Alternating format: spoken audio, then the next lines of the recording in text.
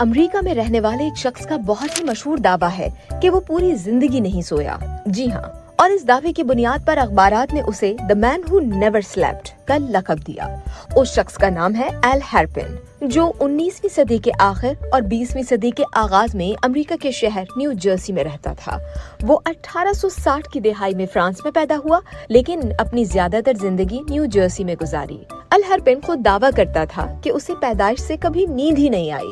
اخباری رپورٹس کے مطابق وہ کہتا تھا کہ رات کے وقت وہ اپنی راکنگ چیئر یعنی جھولنے والی کرسی پر بیٹھ کر اخبارات پڑھتا، سگریٹ پیتا رہتا. ایل ہیرپن کے بقول اسے نیند کی خواہش ہی نہیں ہوتی تھی اور وہ خود کو کبھی غنودگی یا تھکا ہوا محسوس نہیں کرتا تھا. ڈاکٹرز اور صحافی اس کی عجیب حالت دیکھنے آتے. کئی اخباری رپورٹس میں لکھا گیا کہ ایل ہیرپن بظاہر صحت مند تھا، کام بھی کرتا تھا اور اس پر نیند کی شدید کمی کے واضح اثرات نظر نہیں آتے تھے.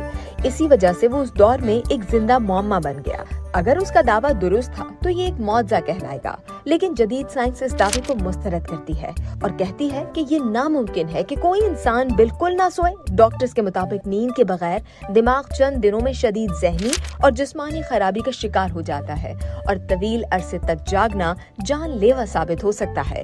اس دور میں نہ EEG مشینیں تھیں، نہ سلیپ لیبز، اسی لیے اس کے دعوے کو سائنسی طور پر کبھی ثابت یا رد نہیں کیا جا سکا. لیکن آج کے محققین کا خیال ہے کہ ایل ہیرپن شاید یا تو انتہائی ہلکی نیند لیتا تھا جسے وہ خود بھی نیند نہیں سمجھتا تھا، یا پھر اسے کوئی نیند کی نایاب بیماری تھی جس میں انسان مائکرو سلیپ یعنی کہ چند سیکنڈز کی بے خبری میں چلا جاتا ہے مگر اسے احساس نہیں ہوتا.